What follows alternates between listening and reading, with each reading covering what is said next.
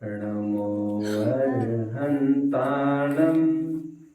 नमो सिद्धाणं नमो आयर्याणं नमो वज्रायाणं नमो लोय सवसावुणम्।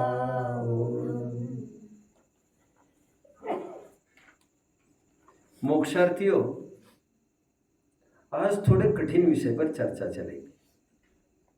हालांकि रोज आज तक जो चर्चाएं चली है वे सुगम थी, समझने को बड़ी सरल भी थी।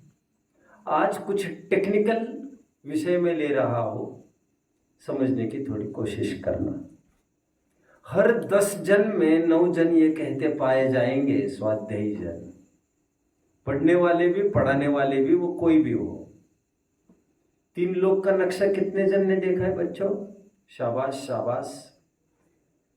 जो लघु जैन सिद्धांत प्रवेशिका पढ़ते थे उसका तो फ्रंट पेज था ही इसका। और इसके अलावा एक बार 3 लोग का नक्शा भी हमने देखा था, आपको याद आ रहा होगा। उस 3 लोग के नक्शे में कुछ फीचर्स ये बताए गए थे कि 3 डायमेंशनल व्यू है, इसीलिए 343 घन राजू बताया गया है। 3 डायमेंशनल का तात्पर्य लंबाई, चौड़ाई और ऊंचाई, ऐसे 3 डायमेंशंस उसमें बनते हैं। साथ में यह भी बताया गया था, आपको याद आ रहा होगा, आमने सामने 2 जन पैर फैलाकर कमर पर अपने दोनों हाथों को रखकर खड़े हो, इस प्रकार ये फिगर भाषित होती है। साथ में यह भी बताया गया था, ये जो बीचों बीच चलने वाली एक टनल जैसी, एक स्ट्रीम जैसी, एक हॉलो पार्ट है, एक पाइप जैसी चीज है, उसे तरसनाड़ी कहते हैं। याद आ रहा है आपको? आपको यह भी याद आ रहा होगा, यह तरसनाड़ी कुछ कम 13 राजू की कही है, थोड़ी देर के लिए 13 राजू कह सकते हैं। और पूरी ऊंचाई 3 लोग की 14 राजू कही है। अक्सर ये कहते पाए जाते हैं लोग, जो नीचे का 1 राजू का हिस्सा है, तरसनाड़ी के नीचे का हिस्सा है, वहां पर बादर निगोदी जीव रहते हैं। यह भ्रम लगभग बहुत टाइम से चलता रहा है और यह लगभग सर्वत्र व्यापक है। आज इसका खंडन होगा। जिज्ञासु जन जैन निबंध रत्नावली भाग 2 का दूसरा ही लेख होना चाहिए, ये उसका पेज 51 के आसपास देख लेने चाहिए, 3-4 पेजेस। मिलाप चंद जी कटारिया ने इसका खंडन किया है, उसकी मैं थोड़ी सी चर्चा करूंगा। मैं यहां पर यह सिद्ध करूंगा कि जो यह भ्रांति चल रही है कि नीचे के 1 राजू में बादर निगोदी जीव रहते हैं, यह एक भ्रामक कल्पना है और ऐसा नहीं है। सबसे पहले द्रव्य संग्रह का आधार देते हुए मैं आपको यह दिखाऊंगा। वैसे धवल ग्रंथ में भी लिखा है, स्थावर कहां पर रहते हैं, ऐसा प्रश्न उपस्थित हुआ बच्चों। स्थावर कहां पर रहते हैं? तो उत्तर आया धवल ग्रंथ में, सर्वलोके। इस लोक में सर्वत्र स्थावरों का वास है, अर्थात इस लोक में, 3 लोक में ऐसा एक भी स्थान नहीं है जहां पर स्थावर नहीं रहते हो। 5 प्रकार के वनस्पति कायिक, अग्नि कायिक, जल कायिक, वायु कायिक और पृथ्वी कायिक। पृथ्वी वनस्पतियों व्यप तेजो, क्या क्या है, पृथ्वी व्यप तेजो वनस्पतया स्थावरा, जो भी सूत्र है, एक तत्व और सूत्र का। तो 5 स्थावर सर्वत्र पाए जाते हैं, ऐसा उल्लेख है। पहले यह भी आपको पता होना जरूरी है, निगोद मतलब कौन होते हैं बच्चों? निगोद मतलब 5 स्थावर में कौन से स्थावर? वनस्पति कायिक। शाबाश। वनस्पति कायिक में भी कौन से वनस्पति कायिक होते हैं ये? वैसे साधारण वनस्पति कायिक को निगोदी कहते हैं। और मैं यहां पर यह कह रहा हूं, इस लोक में ठसाठस सर्वत्र पांचों स्थावर बैठे हैं, वनस्पति कायिक, जल कायिक, अग्नि कायिक, वायु कायिक और पृथ्वी कायिक, सर्वत्र है। अभी स्पेशली जो सूक्ष्म जीव है, सूक्ष्म स्थावर, वो सर्वत्र व्याप्त है। इसलिए पहले तो जो लोग ये मानते हैं कि नीचे केवल निगोदी जीव है, अर्थात नीचे केवल वनस्पति कायिक जीव है, उनका कथन झूठ है, क्योंकि वहां पर पांचों स्थावर पाए जाते हैं, ना कि केवल वनस्पति कायिक। एंड दूसरी तरफ विचार करें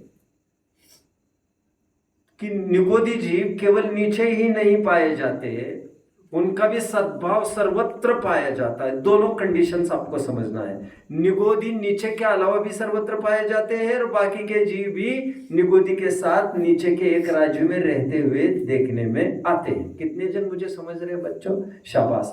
पेज नंबर आप खोलिए, रत्न द्रव्य संग्रह की टीका है मेरे सामने, पेज नंबर 133 आप खोलेंगे। 133 वहाँ भी कोई निगोदी जो वहाँ तक वहाँ रहते क्या?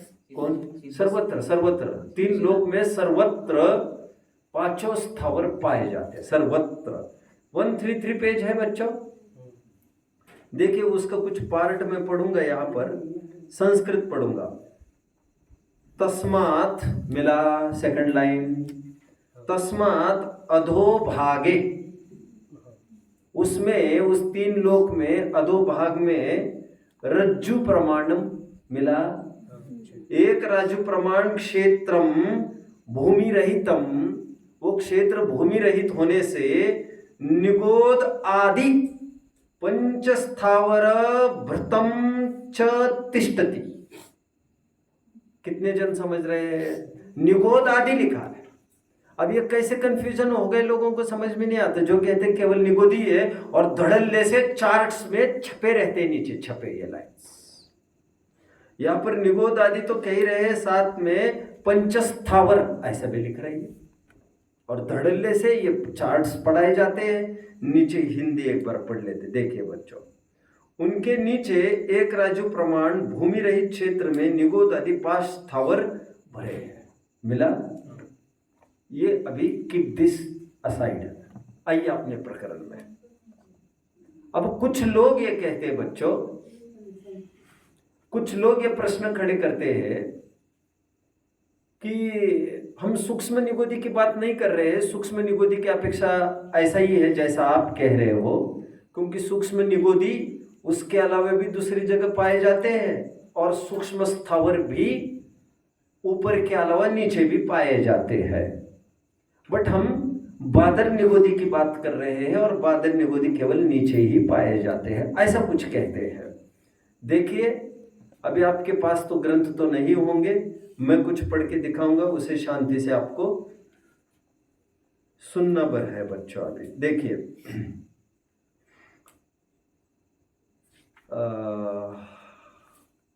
खूब आधार है, खूब ग्रंथों के आधार है। मैं कितना पढ़ के दिखाता हूं क्या मालूम। देखो,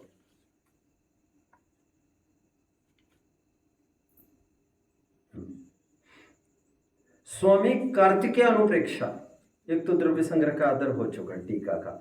स्वामी कार्तिकेय अनुप्रेक्षा की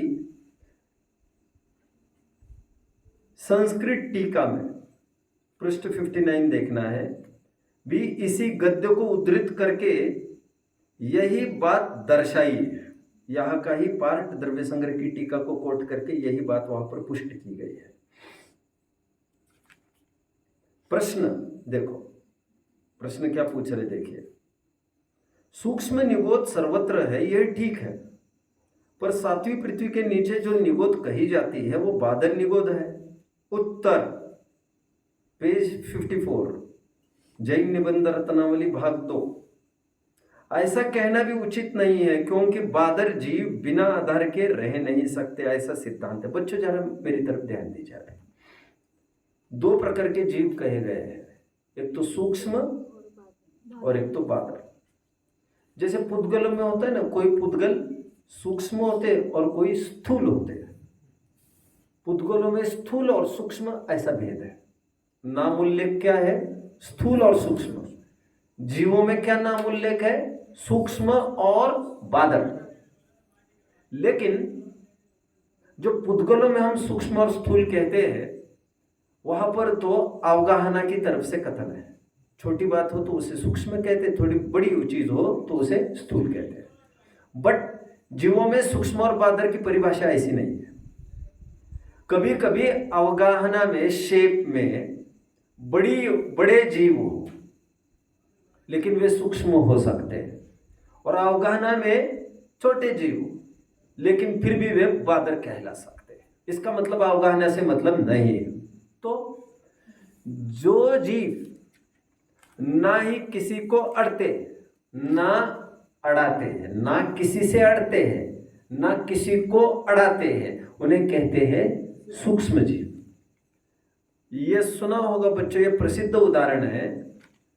लोहा एकदम ठोस है, उसके भी आर पार ये सूक्ष्म जीव हो सकते हैं। और बादर जीव वे होते हैं जो अड़ते भी हैं और अड़ाते भी हैं। बादर और सूक्ष्म जीव की और एक परिभाषा आती है ग्रंथों में। बादर जीव वे हैं जो किसी न किसी आधार से ही रह सकते हैं, और सूक्ष्म जीवों को रहने के लिए किसी आधार विशेष की जरूरत नहीं होती है।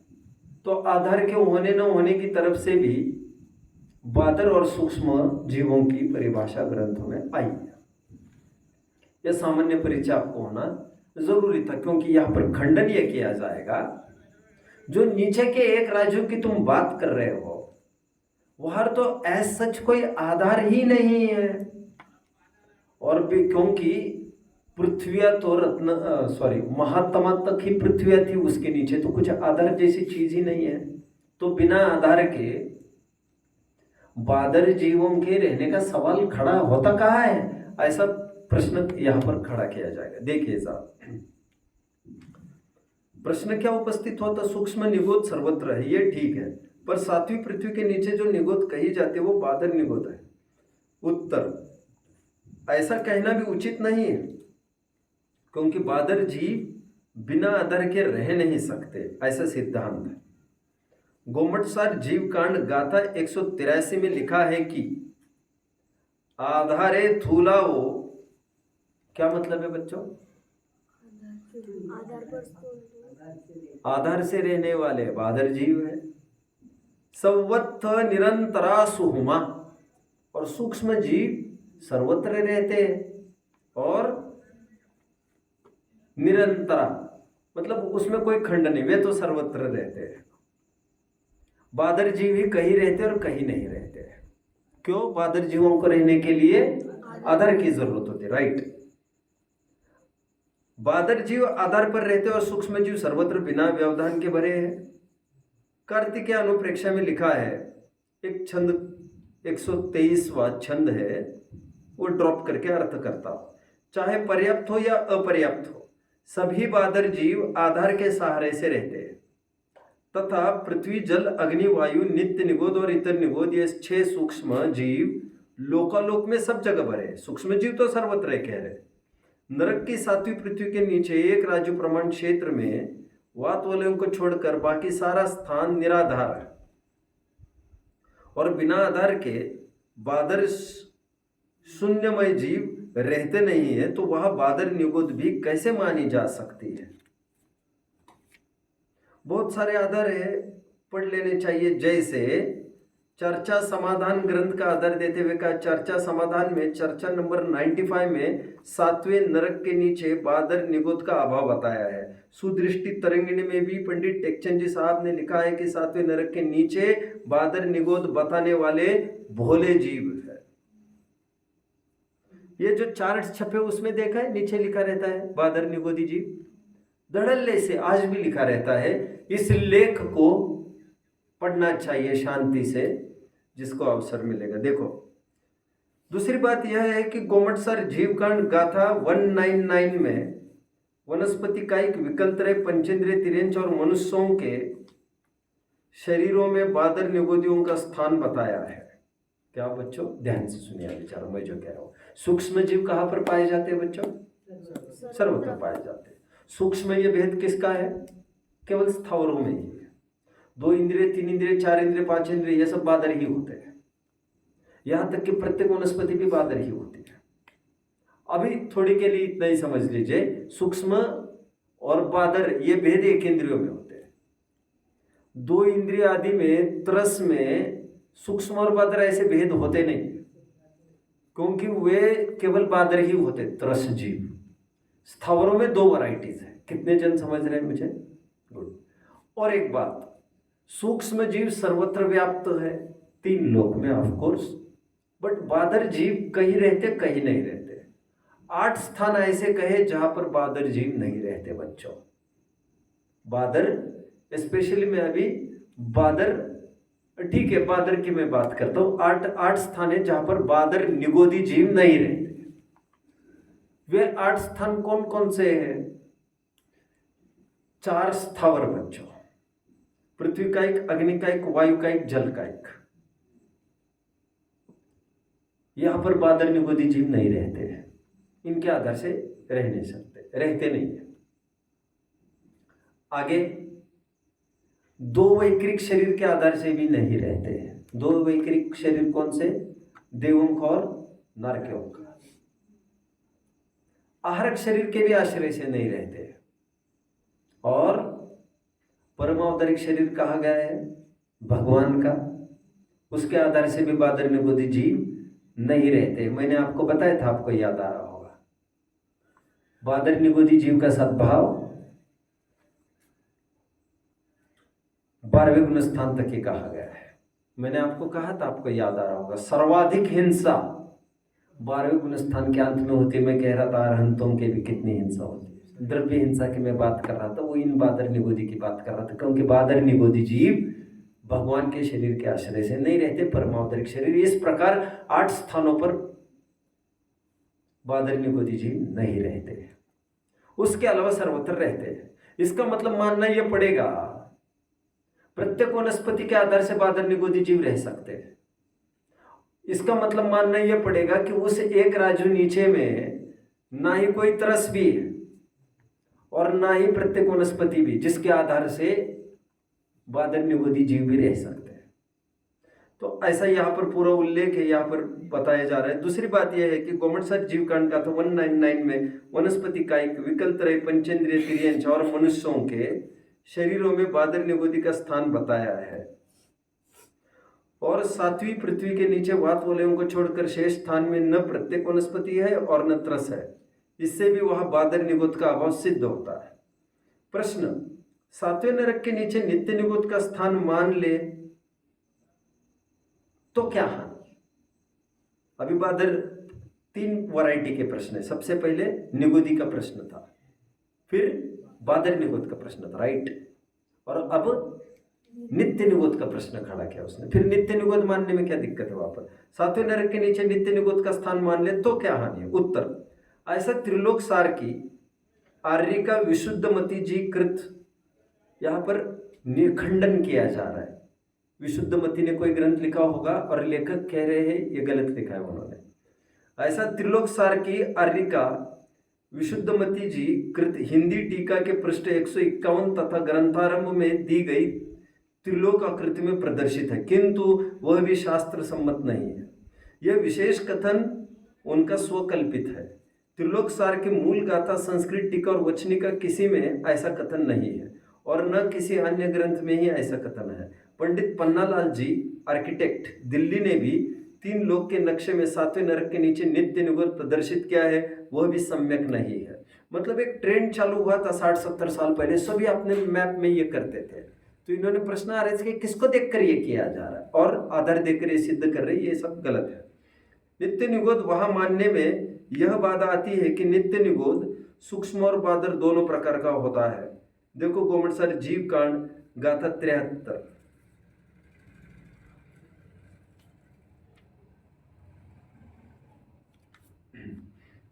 जबकि टीका में, जबकि बादर निगोद 7वें नरक के नीचे संभव नहीं है, क्योंकि वह एक राजस्थान निराधार है और आधारे थूलाओ सूत्रानुसार बादर साधार रूप में ही होते हैं, निराधार रूप में कदापि नहीं। अतः नित्य निगोद की अन्यत्र भी विद्यमानता होने से इस स्थान को ही नित्य निगुद का बताना ठीक नहीं है। इसके सिवाय सातवें नरक के नीचे सूक्ष्म निगुद ही नहीं, अन्य भी सूक्ष्म स्थावर जीव पाए जाते हैं। ऐसी हालत में उसे एकमात्र नित्य निगुद का ही क्षेत्र बताना भी समुचित नहीं है।